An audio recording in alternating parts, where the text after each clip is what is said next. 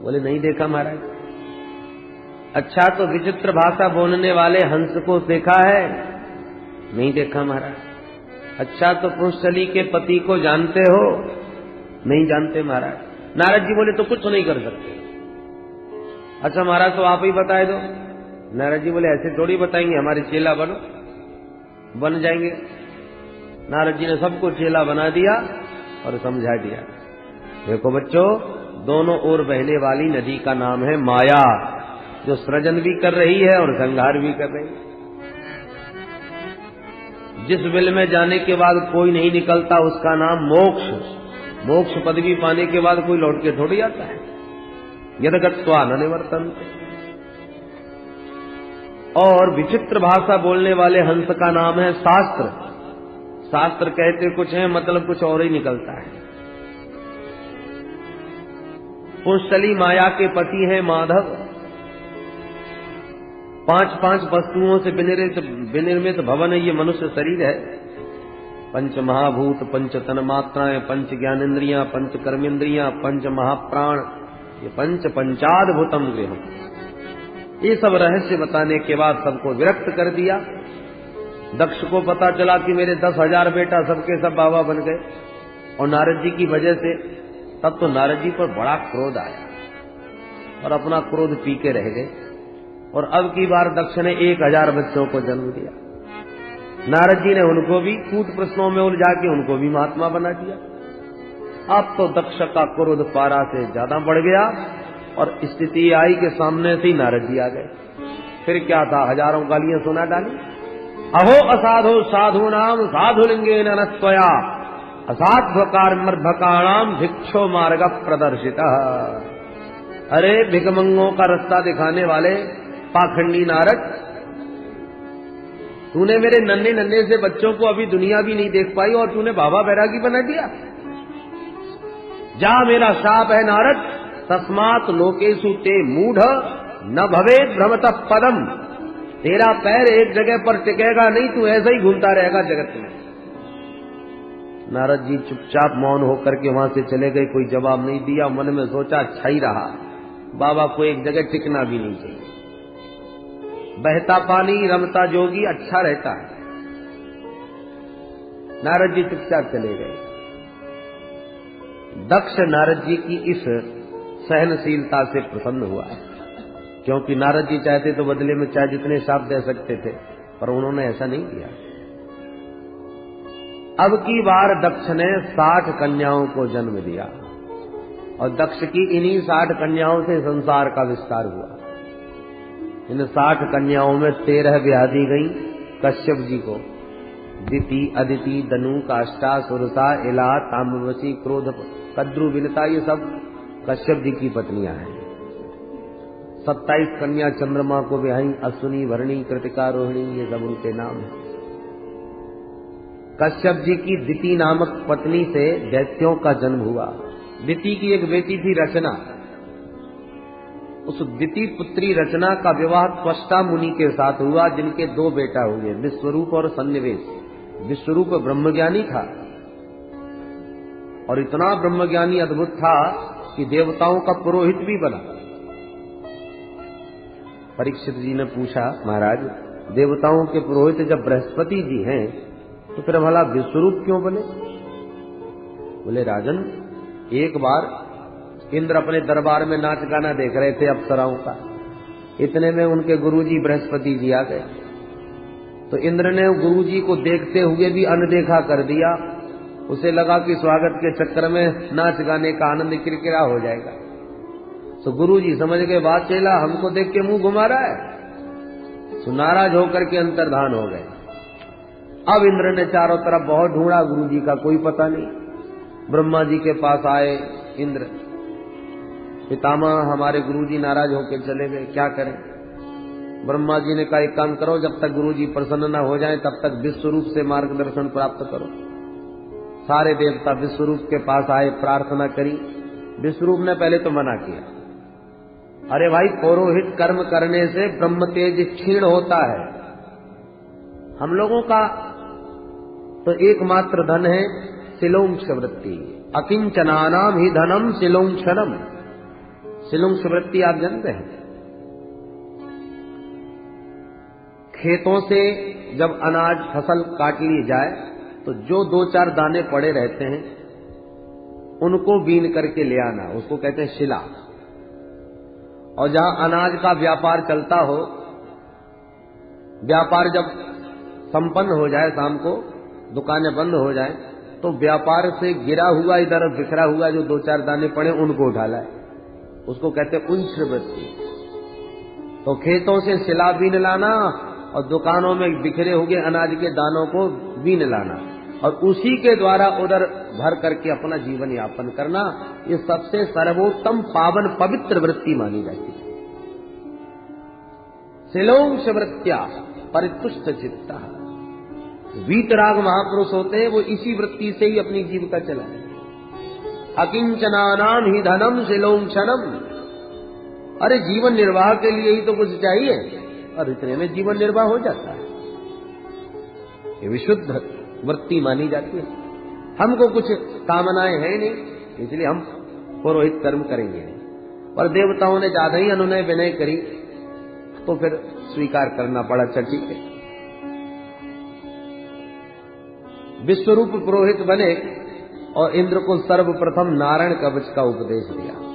ये नारायण कवच का बड़ा महत्व है। जो भी द्विजाति नारायण कवच का नित्य पाठ करे, उसके ऊपर कोई भी विघ्न बाधा, किसी भी प्रकार का तंत्र मंत्र का प्रयोग कामयाब नहीं होता। कोई उसका अहित नहीं कर सकता। एक बार कौशिक नाम के मुनि इस नारायण कवच का नित्य पाठ किया करते थे, उनका शरीर छूट गया। तो चित्ररथ नाम का गंधर्व विमान पर बैठ के जा रहा था कि विमान उसका टपक गया नीचे। बालखिल्य ऋषियों से पूछा, महाराज मेरा विमान तो बिल्कुल ठीक है, तो गिर कैसे पड़ा?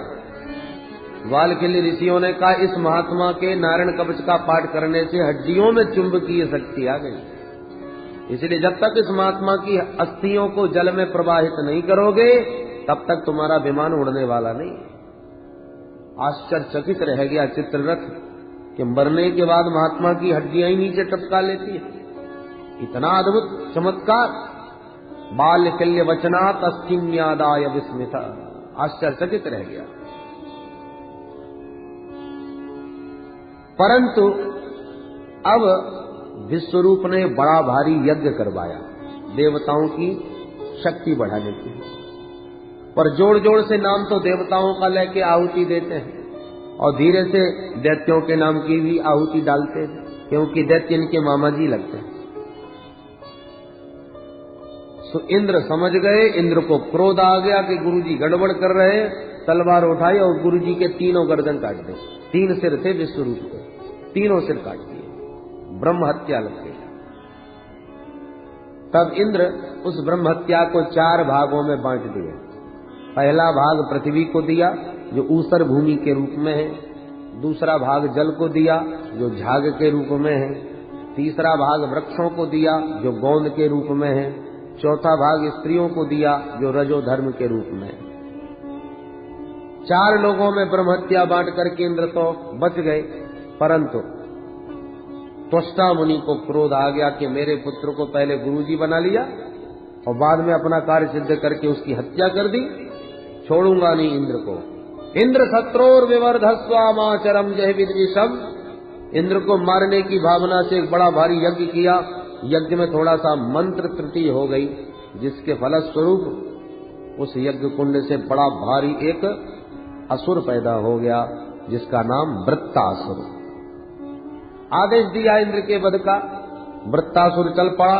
वृत्तासुर का भीमकाय शरीर देख करके घबरा गए सारे देवता, भागते नजर आए। भगवान की शरण में पहुंचे तो प्रभु ने कहा, भाई ये कोई उपाय है कि दधीच मुनि की हड्डियों से वज्र का निर्माण हो गए तो उस वज्र से ये मरेगा। तब तो सारे देवता दधीच महात्मा की शरण में आ गए। आओ आओ भाई देवताओं, कैसे आना हुआ? दधीच जी ने स्वागत किया। देवता सब हाथ जोड़ के बोले, महाराज आप जैसे संतों का तो जीवन ही परमार्थ के लिए होता है। हम आपसे आपकी हड्डियां मांगते हैं। आपका शरीर हमें दान कर दो। दधीच मुनि खूब हंसे, अरे भाई देवताओं, तुम लोगों ने मांगते समय कुछ भी विचार नहीं किया, तुम क्या मांग रहे हो, तुम्हें होश है? अरे सबसे अधिक प्रेम होता है तो अपने शरीर से, कितना देव दुर्लभ ये मनुष्य शरीर, और तुमने ऐसे ही मांग लिया जैसे कोई बात ही ना हो। तुम्हारा साहस कैसे हो गया मांगने का? देवताओं ने कहा, हमें भगवान विष्णु ने भेजा था। दधीच मुनि बोले, तो साक्षात विष्णु ही आके मांगते तो ही हम उन्हें भी मना कर देते। शरीर वही कोई दान करने वाली चीज होती है। देवताओं ने कहा, भगवान यदि मांगने वाला देने वाले की पीड़ा पर ध्यान देगा तो फिर मांगने की हिम्मत ही नहीं पड़ेगी, और देने वाला भी मांगने वाली की परिस्थिति पर विचार करे तो वो मना भी नहीं करेगा। दधीच मुनि प्रसन्न हो गए। अरे देवताओं, मैं तो तुमसे थोड़ा परमार्थ का उपदेश सुनना चाहता था, इसलिए मना किया। मैं जानता हूं अच्छी तरह कि ये अनित्य शरीर है, आज नहीं तो कल शरीर तो छोड़ना पड़ता है, ये मरण धर्म है, पर मेरा शरीर तुम्हारे काम आवे, उससे समाज का देश का हित हो गए, इससे बढ़िया और क्या बात होगी। क्यों कह के महात्मा ध्यान मग्न बैठ गए, उनके शरीर में खाद्य पदार्थ लगा दिया गया, गायों ने चाटते चाटते हड्डियों के अलावा सब कुछ चाट लिया। तब विश्वकर्मा ने सुंदर वज्र का निर्माण उन हड्डियों से किया, और वो वज्र लेकर के जैसे ही वृत्तासुर से युद्ध करने इंद्र सामने आए तो वृत्तासुर को उस वज्र में साक्षात हरि का दर्शन होने लगा। वज्र हाथ में लिए इंद्र को देख करके वृत्तासुर बोला, आज मेरा बड़ा सौभाग्य है इंद्र, जो कम से कम तू मेरे सामने आके टिका तो सही, तू भगा ही जाता है। दिष्ट्या भवान में समवस्थितो रिपुर यो ब्रह्महा गुरुहा भ्रातृहा च। तू ब्रह्म हत्यारा है, गुरु हत्यारा है, मेरे भाई का हत्यारा है, आज तुझे मार करके मैं सबका दंड तुझे दूंगा। पर वज्र की ओर देख करके बोला, प्रभो मेरी तो बस एक ही इच्छा है। अब देखिए अचानक वृत्तासुर की भावना बदल गई, वज्र में बिहारी जी नजर आने लगे। प्रत्यक्ष हरि का दर्शन करके 4 श्लोकों में बड़ी भावपूर्ण वृत्तासुर ने स्तुति करी, और इन 4 श्लोकों में धर्म अर्थ काम मोक्ष 4 पुरुषार्थ मांगे। पर वैष्णवों का धर्म क्या है? अहम हरे तव पादैक मूल दासानुदासो भवितास्मि भूय मनः स्मरेता सुपतेर्गुणास्ते गृणीत वाक् कर्म करोतु कायः। हे प्रभु, मैं आपका दास भले ही न बन सकूं, इतनी योग्यता मुझ में पात्रता नहीं, पर अहम हरे तब पादैक मूल दासानुदास। जिन महापुरुषों को आपके चरण ही एकमात्र मूलाधार जिनके बन गए हैं, आपके चरणों के अलावा जिनकी कोई गति और रति नहीं, ऐसे उन संतों का दास बन करके रहूं। दासानुदास, अपना दास न बनाइए पर अपने दासानुदास को बना लीजिए। आप बिजली का तार पकड़ लीजिए तो भयंकर करंट लगेगा, और जिसको करंट लगा हो बड़ा भयंकर, उसका कोई पैर पकड़ ले या उसको कोई झूले तो उसको और जबरदस्त लगता है। जिसको करंट लगा हो उसको पकड़ने वाले को भी जबरदस्त करंट लगता है। उसी प्रकार परमात्मा को हमें दिख नहीं रहे, परमात्मा तक पहुंचने की हमारी गति नहीं, तो जो परमात्मा को पकड़े बैठे हैं उन संतों को पकड़ लो, तो मैं भी उनकी कृपा का वही करंट प्राप्त होगा। भगवान के चरणों की कृपा जो संतों को प्राप्त हो रही है, ऐसे संतों के चरणों को पकड़ लो तो आपको भी निश्चित वही कृपा प्राप्त होगा। इसलिए कहता महाराज मुझे तो दासानुदास बना लो। हे अशुपते, हे प्राणनाथ, मेरी तो एक ही प्रार्थना है कि मन स्मरेता, मेरा मन सदा आपका स्मरण करे। गृणीत वाक्, मेरी ये वाणी है सदा आपकी महिमा का, गुण गणों का गायन करती रहे। और कर्म करो तो काया, इस काया से, इस शरीर से सदा आपकी सेवा का कर्म करता रहे। वैष्णवों का यही परम धर्म है। अब अर्थ कौन सा चाहिए? बोले न नाक पृष्ठम न च पारमेष्ठ्यम न सार्वभौमम न रसाधिपत्यम न योग सिद्धिर पुनर्भवं वा समंजसत्वा विरहय्यकांक्षे समंजसत्वा विरहय्यकांक्षे। हे समंजस, निखिल सौभाग्य निधे प्रभो, मुझे न स्वर्ग चाहिए, न मोक्ष चाहिए, न सार्वभौम पदवी चाहिए, न योग सिद्धि चाहिए, तो फिर क्या चाहिए? आपका विरह चाहिए, आपका स्मरण चाहिए। आपकी स्मृतियों के खजाने में ही मैं मस्त रहना चाहता हूं, सदा आपको याद करता रहूं। और वैष्णवों का खजाना एक ही है, भगवान की स्मृति। विपत विस्मरणम विष्णु संपन्नारायण स्मृति। भगवान की स्मृति ही वैष्णवों की परम संपत्ति है। यही उनका अर्थ है। धर्म, अर्थ, काम। इच्छा क्या है, कामना क्या है? बोले प्रभु आपको ऐसे याद करूं जैसे, 3 दृष्टांत दिए। अजात पक्षा एव मातरंखगा स्तन्यम यथा वत्सतराक्षुधार्ता प्रियं प्रियैव विश्रुतं विषण्णा मनोरविंदाक्ष दर्शते त्वाम्। हे अरविंदाक्ष, कितने सुंदर सुंदर संबोधन कर रहा है। हे कमल नयन प्रभो, जैसे पंख रहित नन्हा सा पक्षी का बच्चा, अभी पंख निकले ही नहीं बेचारे के, अब वो घोंसले में बैठा बैठा जैसे उल्लू बिल्ली आदि के भय से अपनी माँ को याद करता रहता है। चिड़िया उड़ जाए तो बच्चा अपने को असुरक्षित अनुभव करता है, डरा हुआ रहता है कि कब मेरी माँ आ जाए, कब मेरी माँ आ जाए। और जहां माँ के आने की आहट सुनता है तो बड़ी जोर से चिल्लाने लगता है माँ के आगमन पर। तो जैसे वो निरंतर अपनी माँ का चिंतन करता है, ऐसे ही मैं आपका चिंतन करूं। भगवान बोले ये स्वार्थ का चिंतन है, डर लग रहा है इसलिए माँ को याद कर रहा है। तो दूसरा दृष्टांत दिया,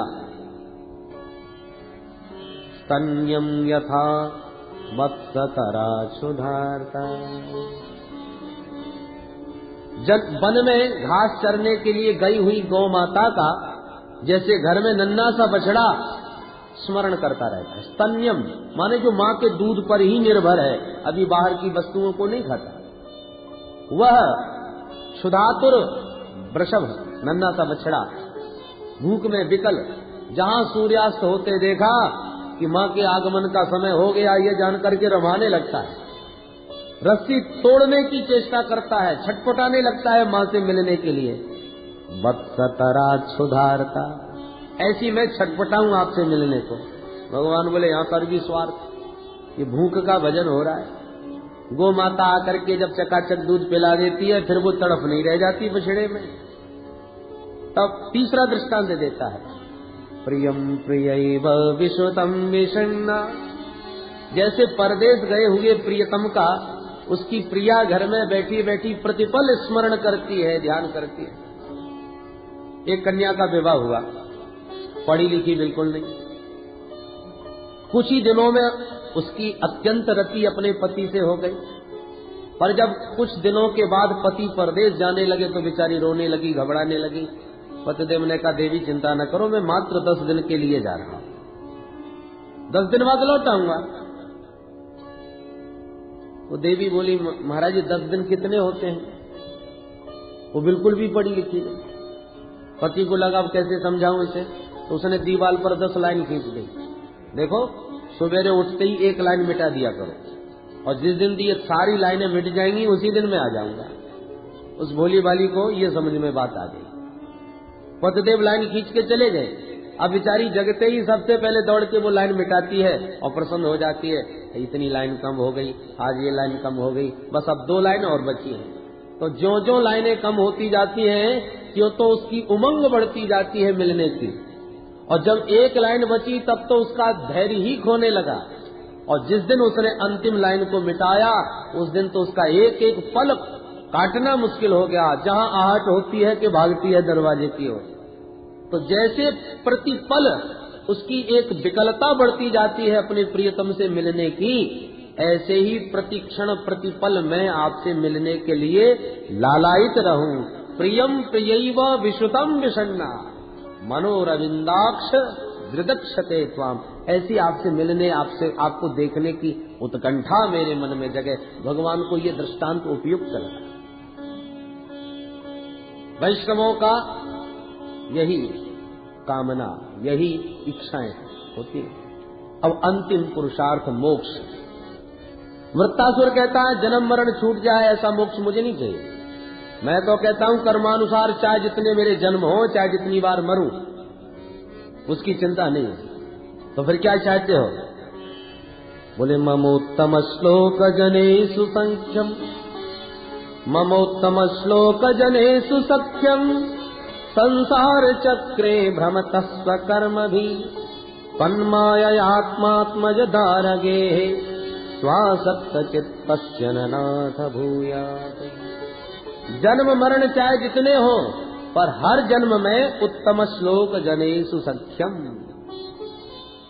जिनकी आपके चरणों में अत्यंत रति प्रीति है, ऐसे आपके रसिक भक्तों का हर जन्म में संग मिलता रहे, उन्हीं का सानिध्य मिलता रहे।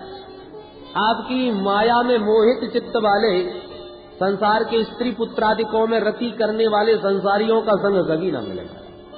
बस यही मेरी मुक्ति है, यही हमारा मोक्ष है। वृत्तासुर ने इस प्रकार बड़ा भावपूर्ण स्तवन किया। गदगद हो गए इंद्र तो सुन के। अहो दानव सिद्धोसी यस्यते मतिरीदृशी। दानवराज तुम तो सचमुच धन्य हो जो रणभूमि में ऐसे पावन विचार तुम्हारे बने हुए। और अचानक वृत्तासुर का आसुरी भाव जागृत हो गया। इंद्र सावधान, मेरे प्रहार को स्वीकार करो। और इंद्र को सावधान करके घुमा करके एक मुक्का हाथी के माथे पर जड़ दिया। हाथी मूर्छित होकर गिर पड़ा। इंद्र के हाथ का वज्र छूट गया। अब इंद्र को वज्र उठाने में बड़ी शर्म लगे। वृत्तासुर खड़े होकर के कहता है, अरे इंद्र चुपचाप वज्र उठा लो, क्योंकि इसके बिना मैं मरने वाला नहीं हूं। ऐसी धर्मनिष्ठा देख करके इंद्र बड़े लज्जित हुए और अंत में वज्र उठा ही लिया। हाथी पर हाथ फेर करके स्वस्थ किया। पुनः सावधान हुए युद्ध के लिए। दोबारा प्रहार करने के लिए वृत्तासुर बढ़ा तो अपने वज्र से तुरंत वृत्तासुर का हाथ काट दिया। दूसरी भुजा का मुष्टिका प्रहार करने लगा तो दूसरी भुजा को भी काट दिया। अब तो दोनों हाथों से रह तो बड़ा विकराल लगने लगा। अब की बार वृत्तासुर मुंह फाड़ के पूरे वेग से दौड़ा और जब तक इंद्र कुछ कर पाते तब तक मुंह में धर के इंद्र को ही गटक गया। देवताओं में हाहाकार मच गया, अरे ये तो इंद्र का ही नाश्ता कर गया। और वृत्तासुर के पेट में इंद्र, चूंकि वज्र हाथ में था, नारायण कवच का बल था, इसलिए मरे नहीं। और पेट में जाकर के उसकी कुक्षी का भेदन करने लगे, उसका पेट फाड़ने लगे वज्र से। फाड़ते फाड़ते 1 साल के बाद पेट फाड़ के बाहर निकल पाए, तब वृत्तासुर का अंत हुआ। बोल वृंदावन बिहारी लाल की। परीक्षित ने पूछा, भगवान आखिर के वृत्तासुर में ये जो भगवत भक्ति का संस्कार था, भगवान की स्तुति रणभूमि में करी, ये संस्कार इसमें कहां से आ गए? सुखदेव जी कहते, सुनो, ये वृत्तासुर पूर्व जन्म का चित्रकेतु नाम का राजा था। लाखों रानियां थी पर संतान एक भी नहीं। अंगिरा मुनि ने कृपा में फल दिया आशीर्वाद का, और वो फल बड़ी रानी को खिला दिया तो उसके बेटा हो गया। अन्य रानियों को सौतिया डाह हो गया कि बड़ी रानी के बेटा हो गया तो महाराज तो हमारी तरफ दृष्टि ही नहीं डालते। उन सब ने मिलकर दासी के माध्यम से उस पुत्र को विष पान करा दिया। बालक सोया और सोता ही रह गया। रानी को पता चला तो चीत्कार करके रोने लगी। राजा भी छाती पीट पीट के रोने लगे। उसी क्षण देवर्षि नारद अंगिरा मुनि के साथ प्रकट हो गए। अंगिरा जी ने कहा, राजन तुम क्यों रोते हो? मैंने पहले ही कहा था तुम्हारे भाग्य में पुत्र सुख नहीं है, तुम नहीं माने तो अब रोना पड़ रहा। राजा ने कहा मैं कुछ नहीं सुनने वाला, मुझे बेटा दो, मेरा बेटा स्वस्थ कर दो, नहीं तो मैं भी मर जाऊंगा। नारद जी बोले अंगिराजी से तुम पीछे हटो, हम इन्हें समझाते हैं। बोलो राजन क्या चाहिए? बोले हमें तो बेटा चाहिए। बोले तो ये रोना धोना बंद करो, हम अभी तुम्हारे बेटे को ठीक करते हैं। राजा तुरंत आंसू पहुंच करके बैठ गए और नारद जी ने मंत्र बल से तुरंत उस जीवात्मा का आह्वान किया जो मर के गया था। वो जीवात्मा प्रकट हो गया नारद जी के बुलाते। नारद जी बोले जीवात्मन पश्य भद्रम ते मातरम पितरम चते। अरे जीवात्मा देख, तेरा कल्याण हो, ये तेरे माता पिता तेरे लिए कितने आंसू बहा रहे हैं, रो रहे हैं। अब तुम इस कलेवर में प्रविष्ट हो करके शेष आयु का भोग करो, माता पिता को सुखी करो। बेटा बेटा कह के माता पिता छाती से लगाने के लिए दौड़ पड़े उस पुत्र के प्रति, और बालक बोल पड़ा तस्मिन् जन्मन्मयी मह्यम मातरो पितरो भवन कर्मभिर्भ्राम्यमाणस्य देवतिर्यंगयोनिषु। कृपा करके आप अपना परिचय तो दीजिए। चित्रकेतु बोला बेटा नहीं पहचाना, मैं तेरा बाप, तेरा पिता। जीवात्मा बोला किस नंबर के? क्या मतलब, तेरे कोई 10-20 माँ बाप हैं क्या? बोले 10-20 नहीं, लाखों हैं। वो कैसे? बोले मैं तो अपने कर्मानुसार कितने शरीर ग्रहण कर चुका हूं, मुझे स्वयं गिनती नहीं मालूम।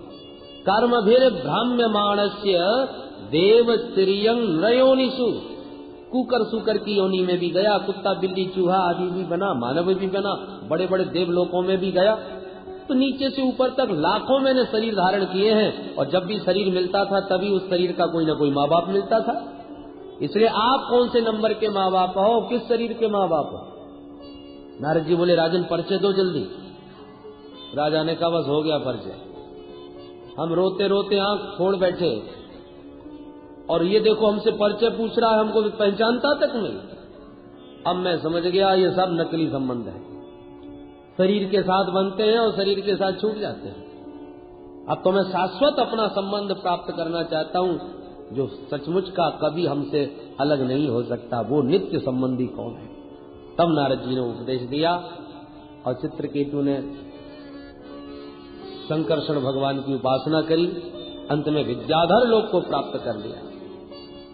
विद्याधर बन करके विमान में बैठ करके विचरण करता हुआ एक बार कैलाश पर्वत पहुंच गया। वहां जाके क्या देखा कि भोलेनाथ शंकर भवानी को अपने अंक में गोद में बैठा करके ब्रह्म ज्ञान का उपदेश दे रहे हैं संतों को। चित्रकेतु चक्कर में पड़ गया और सबके बीच में आकर के भगवान भोलेनाथ को उल्टा सीधा बोलने लगा। ये धर्माचार्य बने फिरते, इनको शर्म भी नहीं आती, समझ में कैसा बैठा जाता है। एस लोक गुरु साक्षात धर्मम वक्ता शरीरिणाम आस्ते मुख्य सभायाम वही मिथुनी भूय भार्यया। तमाम अनर्गल प्राप्त करने लगा। भोलेनाथ तो हंस के रह गए, कुछ नहीं बोले, पर भवानी को बड़ा क्रोध आ गया। ए मूर्ख, तू ये शिष्टाचार हमको सिखाने कहां से आ गया? हमारे ऊपर तूने पाप दृष्टि डाली है पापी, अतः पापी असीम यौनिम आसुरीम या है दुर्मते। इसलिए हे दुर्मति, जा तू पापमती असुर हो जा। तब चरणों में गिर के भवानी को प्रणाम किया। प्रतिगृह्णामि ते शापम। मातेश्वरी आपका शाप मुझे स्वीकार है, मैं इसलिए हाथ नहीं जोड़ रहा कि आप मुझे शाप मुक्त कर दीजिए, आपका शाप मुझे स्वीकार है। प्रार्थना इसलिए कर रहा हूं कि आप जगन माता हो, आपको मेरे व्यवहार से कष्ट हुआ, इसका मुझे बड़ा कष्ट है। मैंने वही वाक्य कहा, वही बात कही जो प्राकृत दृष्टि से अनुचित थी, क्योंकि हम प्राकृत प्राणी हैं। मुझे जो अनुचित लगा वो मैंने कह दिया, पर मेरी वाणी से आपको कष्ट पहुंचा, इसलिए क्षमा चाहता हूं। पार्वती जी इसके स्वभाव से प्रसन्न हो गई और बोली भैया मेरा शाप तो मिथ्या हो नहीं सकता, तू असुर जरूर बनेगा, पर भगवत भक्ति असुर देह में भी बनी रहेगी, ये मेरा आशीर्वाद है। वही चित्रकेतु माता भवानी के शाप, वही चित्रकेतु भवानी के शाप से वृत्तासुर बना, और इसलिए इसने भगवान की रणभूमि में भी दिव्य स्तुति करी, और आज वज्र के द्वारा इसका उद्धार हो गया। बोल भक्तवत्सल भगवान की। दिति के 49 बेटे ऐसे भी हुए जो देवताओं में गिने गए। ये वायु के ही विविध रूप हैं। पुंसवन व्रत के प्रभाव से मां के गर्भ में इनके 749 टुकड़े होने पर भी ये बालक मरे नहीं, और अंत में देवताओं के बांधव बन के देवताओं में इनकी गणना हुई। हरि प्रेरित तहि अवसर चले मरुत 49। ये वही मरुदगण हैं जो द्वितीय पुत्र होकर के भी देवताओं में गिने जाते हैं। पुंसवन व्रत की क्या विधि है, ये अंतिम अध्याय में विस्तार से बतलाई, और इसके साथ ही 6वां स्कंद संपन्न। बोल वृंदावन बिहारी लाल की। अब परीक्षित ने 7वें